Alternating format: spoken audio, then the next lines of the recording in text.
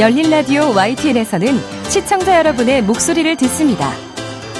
참여 신청과 의견은 유료 문자 샵 0945, 우물정 0945나 YTN 라디오 프로그램 열린 라디오 YTN 게시판을 통해 남겨주세요. 뉴미디어 트렌드 함께해 주실 분이죠. 컨텐츠를 사랑하는 분이십니다. 뉴아이디의 김조원 이사 전화 연결돼 있습니다. 김 이사님 안녕하세요. 안녕하세요. 네. 자, 오늘은 이번 주 화제 영상부터 만나볼까요? 네. 벌써 시즌2가 진행되고 있는데요. JTBC에서 방송되고 있는 싱어게인2 영상의 화제입니다. 싱어게인2. 네. 지난번 시즌 1에서 이미 네. 뭐 이승윤, 이무진, 이런 또 뭐 어떤 스타를 배출하지 않았습니까? 네. 그런데 이번에도 화제의 인물들이 있나 보죠? 대한민국에서 노래를 잘하는 사람들이 이렇게 많은가라는 것들이 항상 지금 의문이 되고 있는 상황인데요. 예, 해도 네, 계속 나오세요. 네, 진짜 평생 해도 될 것 같다는 생각이 드는데, 네. 이무진 씨 같은 경우는 작년에 그 음원 시장을 거의 휩쓸기다시피 했거든요. 그랬죠. 네, 근데 이번엔 또 그런 만한 가수들이 나오고 있다는 거고요. 네. 일단 조회수 기준으로만 봐도 33호 가수, 그러니까 제야의 고수조에서 나온, 그리고 최연소 출연자이기도 한 찐무명조의 64호 가수 클립이 굉장히 화제입니다. 네. 특히 33호 가수 같은 경우는 처음에 인터뷰로 시작을 하잖아요, 방송 자체가. 그러면 네. 과연 노래를 할 수 있을까 싶을 정도로 굉장히 그 거친 목소리거든요. 네. 근데 노래를 부르기 시작하면 기존 원곡을 띄워놓는 뭔가 새롭게 들리는, 그래서 막 저 같은 경우는 사실 노래를 듣다가 눈물이 나기도 할 정도로. 요새 힘드세요? 예, 그거 따로 얘기하시죠. 네. 64호 같은 경우는 최연소 참가자인데도 불구하고 7080 바이브를 정말 제대로 살리고 있다. 그래서 최근에 마지막 경연에서 이제 최백호 씨의 노래를 부르기까지도 했는데, 네. 그러니까 어떻게 이런 감성을 몇 살이냐 다시 물어볼 정도로 이제 감성을 너무 잘 살려서 조회수로도 네. 굉장히 큰 화제를 일으키고 있습니다. 네, 조회수 얘기를 해보죠. 우리 뭐 요새는 뭐든 그 유튜브 조회수로 얘기하지 않습니까? 조회수가 맞습니다. 어떻길래? 처음에 부른 너무 아픈 사랑은 사랑이 아니었으면 33호 가수 노래 같은 경우는 네. 조회수가 900만 회를 넘었어요. 공개된 지 2달 정도밖에 안 됐는데, 네. 그리고 이 노래가 어떤 화제 때문에 듣는 것도 있지만, 이제 결국 알고리즘이라고 하잖아요. 네. 이런 노래를 좋아하는 사람들한테 계속 공개가 되고 있어서, 그러니까 다른 콘텐츠들도 조회수가 다 많은 게 아니라, 특별히 그 싱어게인의, 그 33호와 64호 가수의 노래만 특히 이제 높다는 게 좀 특이한 거고요. 네. 특히 64호 가수 같은 경우 470만 회가 나왔는데, 네. 70년대 노래인 그 여진 씨의 그 그리움만 쌓이네를 불렀는데, 네. 그게 전혀 이제 그런 표정이라든지 이런 것들, 심지어, BTS 팬이고요. 춤도, BTS 춤을 추기도 하고 할 정도로 굉장히, 젊은 세대인데도 불구하고 노래를 부를 때 다른 사람이 되는, 둘 다 특히 노래를 잘 할 수 있을까? 그러는데 놀랍게 하고, 과연 이런 노래를 소화할 수 있을까? 하는데 너무 잘 소화하는. 네. 그래서 신사연들의 어떤 사랑을 독차지하고 있는 참가자들이 아닌가 생각하고 있습니다. 네. 저희 YTN 라디오 콘텐츠들이 참 10만 조회 넘기가 쉽지 않아요.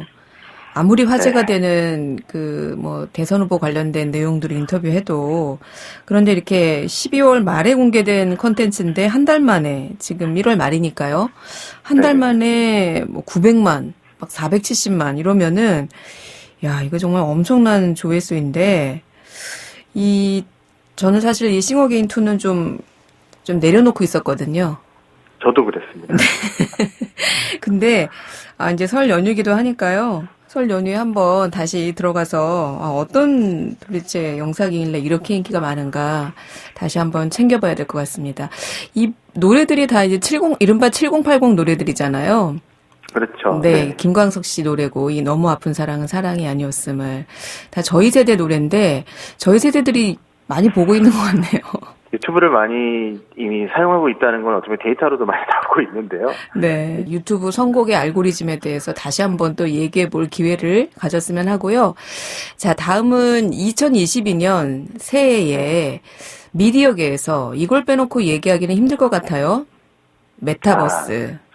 네, 진짜 저희 부모님께서 도대체 무슨 버스가 이렇게 유행하냐고 물어보시기도 했는데, 어르신들은 아직도 그 세계관에 얘기하는 그 유니버스의 버스와 이제 버스를 구분하기는 어려울 것 같아요. 왜냐면 일단 이게 가상의 세계관을 나타내는 단어잖아요. 네. 네네네. 자, 이미 뭐 미디어계의 새로운 시장으로 떠오른 이 메타버스. 올해에는 좀 본격적인 움직임이 있겠죠? 사실 이 메타버스를 제일 잘할 수 있는 회사는 이제 게임 회사입니다. 왜냐하면 이 메타버스가 어떻게 보면 게임이랑 크게 다르지가 않거든요. 뭐 넷마블이라든가 NC소프트라든가 펄어비스들도 이미 뛰어든 상태인데, 네.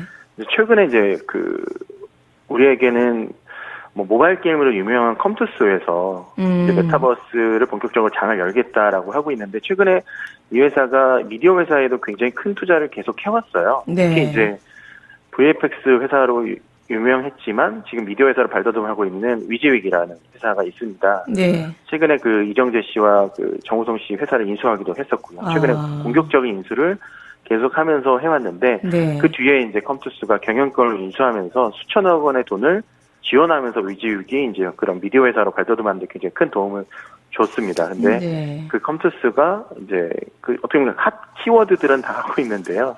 메타버스 플랫폼이 같이 이제 C2X 개발을 언론을 통해서 네. 알리고 이제 데모를 했다는 게 최근에 이제 화제가 되는 상황입니다.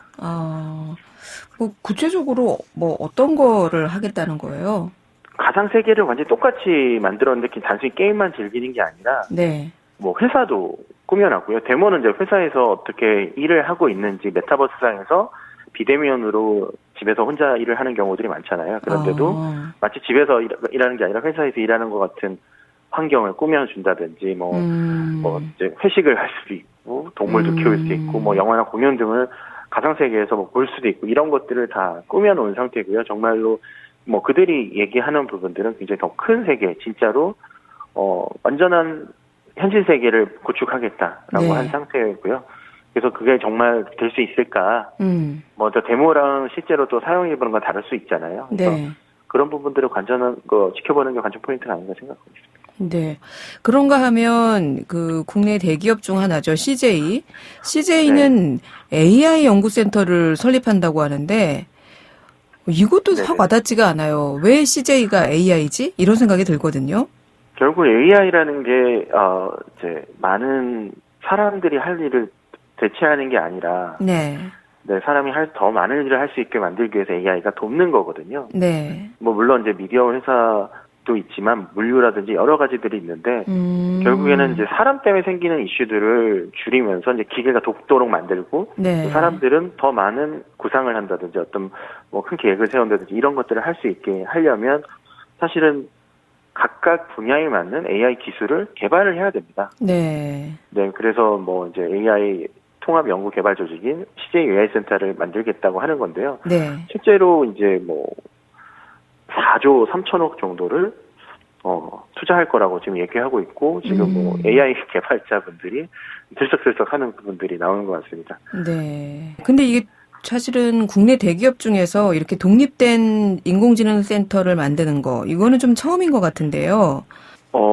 그리고 이제 뭐 계열사에 흩어져 있는 데이터들이 계속 나오는데, 좀 물류 같은 경우도 물류 데이터들이 계속 나오고, 콘텐츠에 관한 것, 그렇죠. 콘텐츠에 관한 것도 계속 데이터가 쌓일 거고요. 네. 그다음에 여러 가지 데이터들이 다 쌓이는데 이것들을 결국에 사람이 처리할 수 있는 양은 이제 넘어서는 거거든요. 사람은 그렇겠네요. 결국에 판단을 하는 역할인데, 네. 데이터를 다 볼 수 없으니까 그걸 가지고 이제 AI를 통해서 결국 빅데이터부터 시작하는데요. 그거에서 네. 머신러닝을 통해 가지고 어떻게 뭐가 문제가 있는지, 아니면 이제 어떤 게 더 투자하면 좋은 거가 생길지라는 부분들을 계속 디지털 전환 작업을 통해서 고도화하면, 그런 것들이 나중에는 계속 말씀드렸지만 기존의 인력을 줄이는 게 아니라 지금 기존의 인력으로도 훨씬 더 많은 일을 할 수 있는 네. 구조를 만든다는 거기 때문에, 뭐 최근에 뭐 여러 가지 이슈들이 있잖아요. 뭐 결국 사람 때문에 벌어지는 파업이라든지 이런 부분들이 그들이 있어서가 아니라 그들이 너무 힘들어서 생기는 부분들인데, 네. AI를 통해서 그런 부분들을 좀 개선해 줄 수 있으면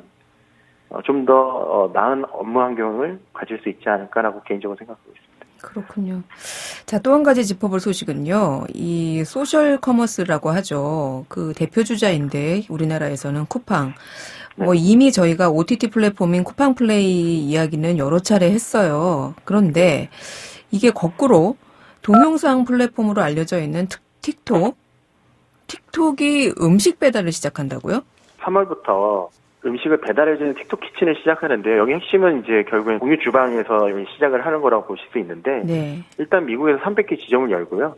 연말까지 1000개 이상으로 확대한다는데 이제 그 지점에서 요리를 이제 레시피를 받아가지고 요리를 해서 거길 통해서 이제 컨텐츠를 전달하는 건데 그 레시피를 비주얼적으로 보여주기에는 또 틱톡이라는 플랫폼이 워낙 또 효과적이기 때문에 지금 음식 앱에서 네. 그 어떤 컨텐츠, 음식을 홍보하거나 이런 모든 일들이 지금 미국 MZ세대들한테 틱톡으로 다 이루어진다고 해도 과언이 아니거든요.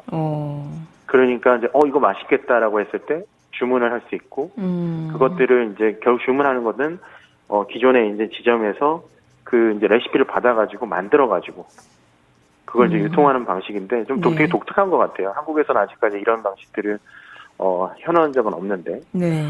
아니, 보통은 본인들이 제일 잘할 수 있는 사업을 시작하잖아요. 네. 네, 근데 틱톡은 영상 공유 플랫폼 업체인데, 모든 걸 이렇게 아울러서 하는 게 참 쉽지는 않을 것 같은데요. 근데 결국에는 본인들이 하는 건 하나도 없어요. 보면 조리 업체는 버추얼 다이닝 컨셉트에서 하고, 그 다음에 이제 주문을 받고 배달하는 거는 그래퍼브에서 또 진행을 하고요. 이런 형태로, 근데 본인들은 결국에는 굉장히 큰 브릿지가 되는 거고요. 이런 것들을 이미 많이 거기서 보고 결정을 하다 보니까 네. 그 결정을 할 때 자기네 앱을 떠나지 말고 여기서 사 이런 것들이 되는 거죠. 그래서 이제 결국 슈퍼 앱들은 점점 많은 서비스들을 자기가 품는 것들을 하고 있고요. 네. 그런 걸 통해서 더 많은 부가가치를 얻을 수 있기 때문에 네. 만약에 이게 꼭 요리에 한정되는 게 아니라 뭐 물건 구매라든지 이런 것들도 얼마든지 틱톡에서 보여줄 수 있다는 거를 선언한 거라고 보실 수 있을 것 같아요. 중국에서는 이건 뭐보다 더 훨씬 다양한 일들을 틱톡에서 벌어지고 있어요. 그 틱톡이 아니라 더윈이라고 하는 플랫폼에서 뭐 게임을 구매한다든지 게임을 한다든지 뭐 이런 하나 뭐 예를 들면 이미 커머스로서도 중국에서 탑5 안에 들고 있고요. 그러니까 틱톡이라는 플랫폼에서 물건을 구매하는 게 이미 일상화가 돼 있습니다. 네. 국내 진출 가능성도 있을까요? 일단 공유 주방이라든지 이런 것들은 한국에서는 뭐 여러 시도가 있었지만 정착되어 있지는 않고요. 네. 근데 결국은 이제 미국에서 한 것처럼 기존 플랫폼들과 제휴를 해야 될 텐데. 네.